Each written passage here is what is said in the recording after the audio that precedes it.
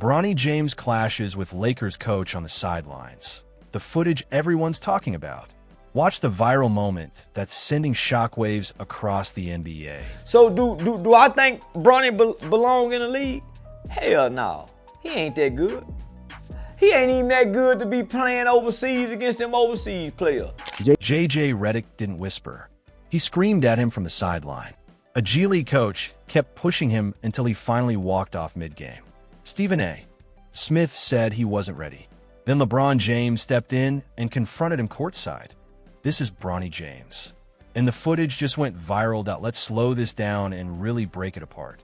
Every once in a while, sports gives us a moment that's bigger than a box score.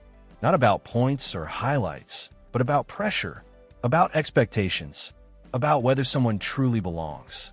This is one of those moments, because the question everyone is asking right now is simple but uncomfortable. Is Bronny James ready for the NBA? Here's the context you need.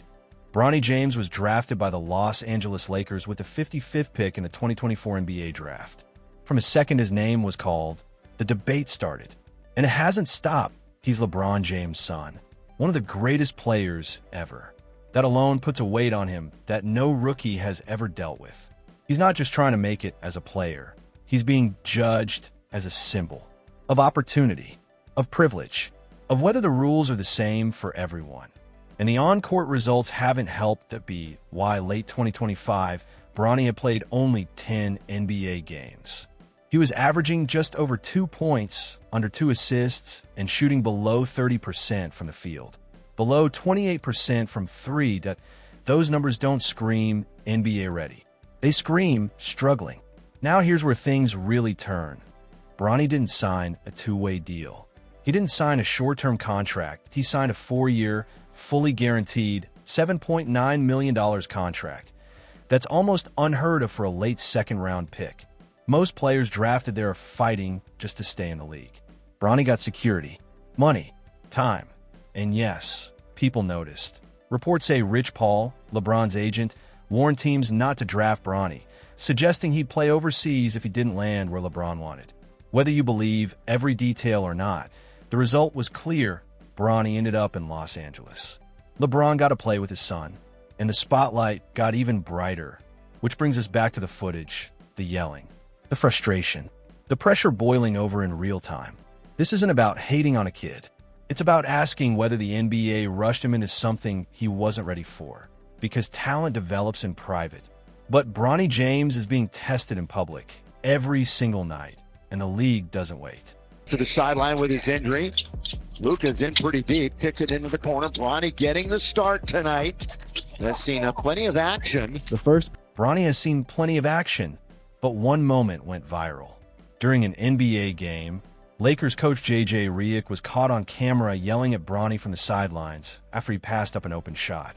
In basketball, that's a big no-no, especially with Redick preaching the 0.5 mentality, which means making decisions in half a second.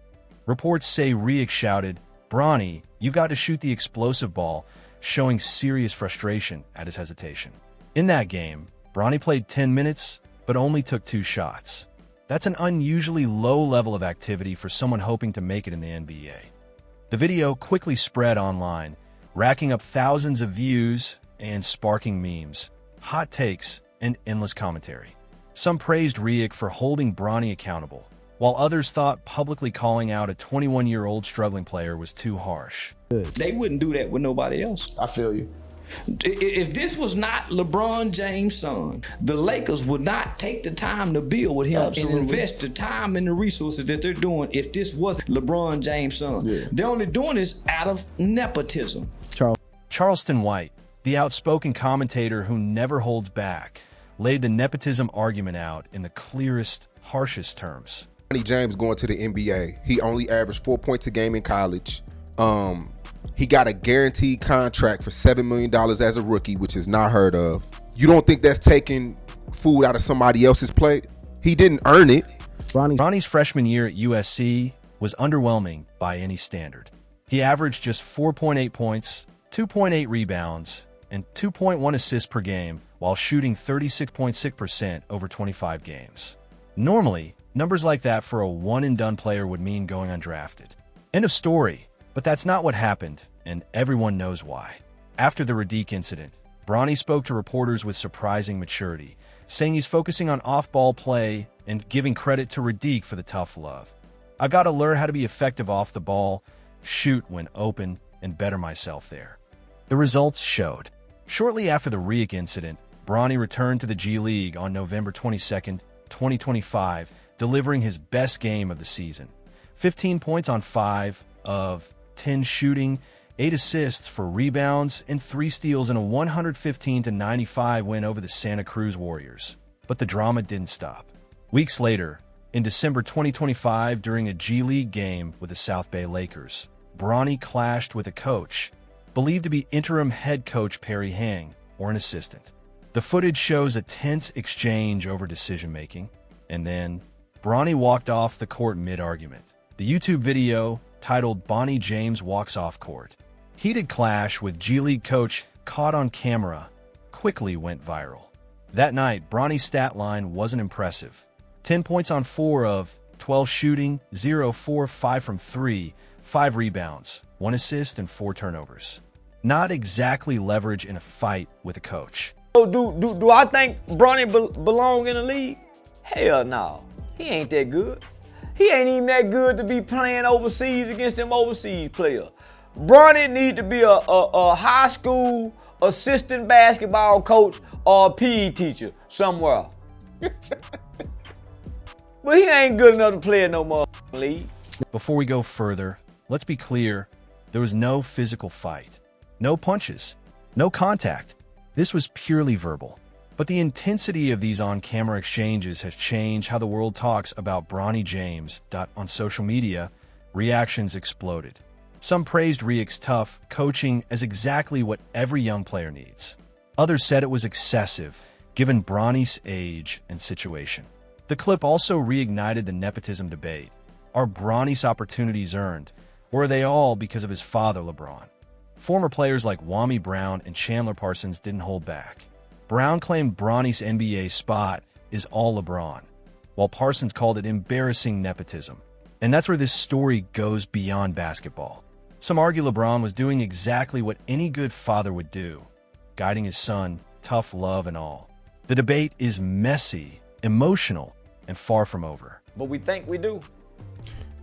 You just hit it on the head. Bronny James, it was a big debate about that, nepotism and getting it out the mud. A lot of people, majority of black people, we value getting it out of the mud instead of somebody in our family helping us, which happens all over, you know, corporate America, everywhere, sports, everywhere that we could think of, acting gigs.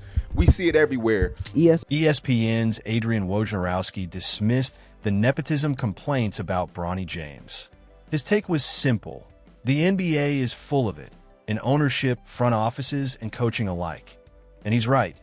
The Buss family has controlled the Lakers since 1979. Austin Ainge, Danny Ainge's son, became president of the Jazz. Mike Malone got his start under his father, a legendary assistant coach. Josh Kroenke runs the Nuggets because his dad, Stan, owns the team. The Cangelo family has been involved in multiple front offices for decades. In other words, Bronny isn't an anomaly. The NBA has a long history of family connections shaping careers, sometimes more than talent alone. Hell with them other niggas who daddy hang up at GameStop and can't get them no job, nigga. Shout out to Philly Dog. Yeah. That's a great analogy. My dad, when I graduated high school, he got me and all my homies jobs at the GameStop warehouse. Yeah. So homie, and we didn't earn it. We didn't earn it. But did y'all appreciate it? Oh, of course. Did it enhance some of y'all life? Definitely. Some cultural commentators have even framed Bronny's situation as black nepotism as a flex. The argument, minorities rarely get access to these kinds of privileges and systems that have historically favored established white families. From this perspective, LeBron helping his son is just doing what generations of wealthy white families have done. Except now, everyone is watching and judging. Is it fair? No. But life ain't fair, young people. Homie, sometimes you can work hard and not go nowhere in life. Sometimes you can do everything right, work hard, follow all the rules, do everything, and still not get picked. Life ain't fair. But one voice really cut through all the noise and made people stop and think. That voice was Stephen A. Smith. Here's the backstory. In March 2025, LeBron James approached Stephen A. courtside at a Lakers-Knicks game. He confronted him directly about his criticism of Bronny. The interaction was captured on video and went viral, forcing Stephen A. to address it publicly. If you want more content like this, click on one of the boxes on your screen to keep watching.